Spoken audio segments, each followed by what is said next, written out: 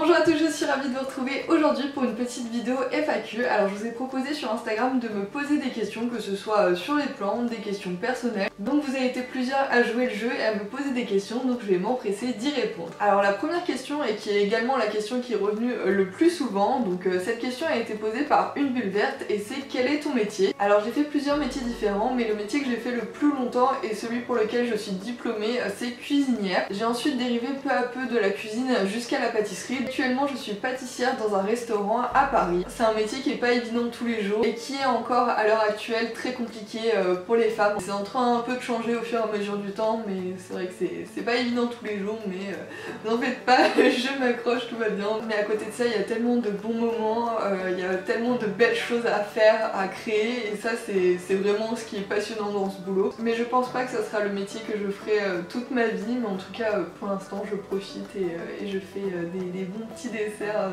dans ce restaurant. Donc voilà, je pense que vous comprenez un peu mieux pourquoi je vous disais qu'avec la reprise du travail ça allait être un petit peu compliqué d'être autant présente sur Instagram. C'est vrai que là pendant le confinement, plus après j'avais un peu de temps, donc je pouvais être vraiment active, mais là avec la reprise du boulot c'est vraiment compliqué, mais je suis toujours là et j'essaye de vous faire toujours autant de vidéos et d'être toujours présente. Alors deuxième question qui m'a été posée par Priscilla du compte Instagram et de la chaîne YouTube Un Jardin dans ma maison. D'ailleurs je crois que c'est demain qu'elle sort une vidéo sur YouTube, donc n'hésitez pas à aller voir, elle fait des vidéos végétales aussi. Elle me demande: que t'apportent les plantes? Alors j'adore cette question parce que vraiment les plantes c'est quelque chose qui me fait du bien. Je me sens sereine en fait quand je m'occupe de mes plantes. Comme je vous disais juste avant, j'ai un métier qui est stressant et même dans d'autres métiers que j'ai pu faire c'était pas forcément évident tout le temps. Les plantes c'est quelque chose vraiment qui a changé ma vie en fait. J'ai toujours eu des plantes chez moi, enfin chez mes parents du coup quand j'étais plus jeune. Je leur accordais pas autant d'importance qu'actuellement parce que c'est vrai que c'était plus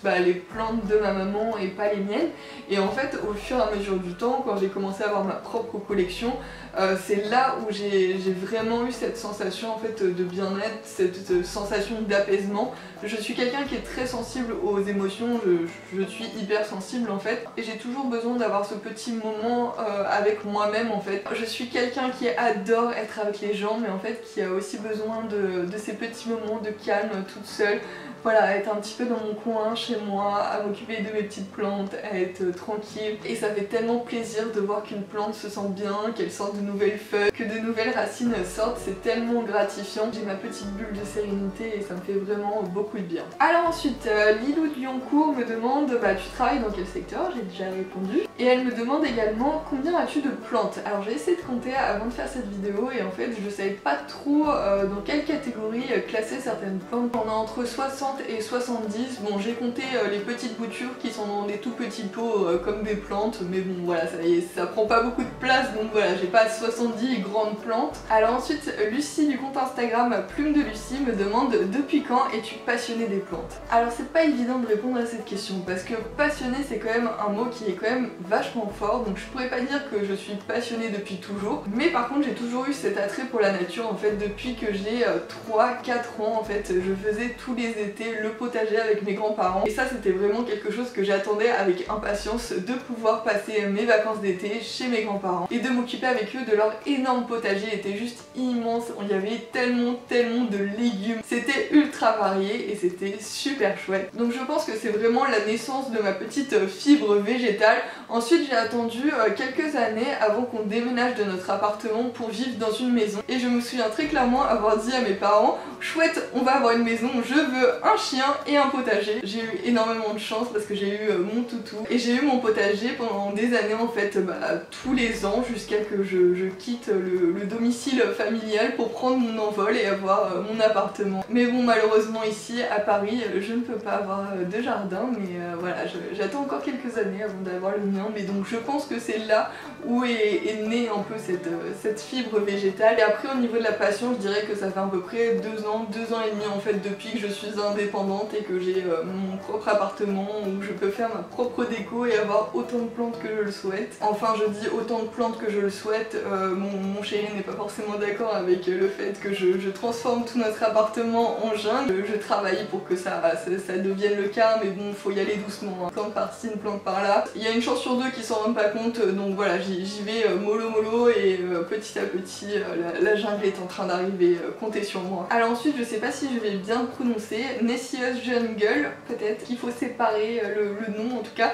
Elle a un joli compte Instagram aussi que je vous invite à aller voir. D'ailleurs, toutes les personnes dont je cite les noms ont des comptes Instagram que je suis et je vous invite tous à aller les voir parce qu'ils sont vraiment tous géniaux. Et du coup, Nessie me demande ta plante préférée en ce moment. Alors ma plante préférée du moment, pour l'instant je suis plutôt classique. Je pense que je vais vous en citer deux. Il y a déjà mon pothos Lemon Lime. Ça je pense que c'est vraiment mon coup de cœur, mon chouchou, voilà, je l'adore. D'ailleurs je pense que sur Instagram vous vous doutez que je l'adore parce que je le poste souvent, je l'adore. C'est vraiment mon petit chouchou, je suis tout le temps en train de le regarder, en train d'admirer ses nouvelles feuilles parce qu'il pousse mais à une vitesse. J'ai l'impression que tous les jours je découvre qu'il a une nouvelle feuille en route et c'est tellement gratifiant, je suis trop heureuse. Là il commence à avoir des petites lianes qui commencent à être un petit peu longues, mais je vois qu'en fait elles remontent toutes vers le haut, donc j'ai l'impression qu'il aimerait bien être un petit peu tutoré. Je pense que je vais réfléchir à lui faire un tuteur en Sphane, mais il va falloir que j'en achète et voilà, ça va être le plus compliqué de trouver de la Sphane. Mais voilà, je pense que ça va être la prochaine étape de lui faire un petit tuteur. Et ensuite, comme j'arrive jamais à citer qu'une seule plante, je dirais que ma deuxième préférée du moment, c'est mon Omalomena. Voilà, je l'adore mais tellement. Elle est juste magnifique, elle est immense. Je vous avais montré dans mon vlog 2 que je lui avais fait un petit traitement parce que j'avais retrouvé quelques trips dessus et une cochenille. Ça doit faire 2 semaines, j'ai rien retrouvé dessus, donc j'ai l'impression que ça a super bien marché. Je la laisse encore un petit peu en quarantaine, en plus elle est dans ma salle de bain, elle se porte super bien, ça fait magnifique, j'adore. Mais voilà, je pense que c'est l'une de mes chouchoutes du moment et je suis vraiment ravie de cet achat. Alors ensuite, Nessie me demande la plante qui ne mettra jamais les pieds chez toi. Alors je pense que la plante qui ne remettra plus jamais les pieds chez moi, c'est une orchidée. Là j'en ai deux, elles attendent de partir chez ma maman, mais je peux plus les voir en fait. Je pense qu'il y en a une, ma maman me l'avait offerte quand j'ai emménagé, donc ça fait littéralement 2 ans et demi que j'ai juste une orchidée avec juste des feuilles. Elle ne meurt pas, elle végète en fait, il se passe absolument rien. J'essaye de suivre toutes les recommandations mais ça ne change rien, donc voilà, je suis un petit peu désespérée. Ma maman m'en a donné une deuxième qui est toute petite, qui elle aussi végète. Donc voilà, je suis un peu en train de jeter l'éponge, je pense que je vais lui rendre et que je vais arrêter avec ce délire d'orchidée. À la limite, j'aimerais bien tester les orchidées bijoux. Je crois que j'en avais une à un moment, alors je sais pas trop si c'était une orchidée bijoux ou une Ludisia discolore, je crois que c'est comme ça qu'on dit.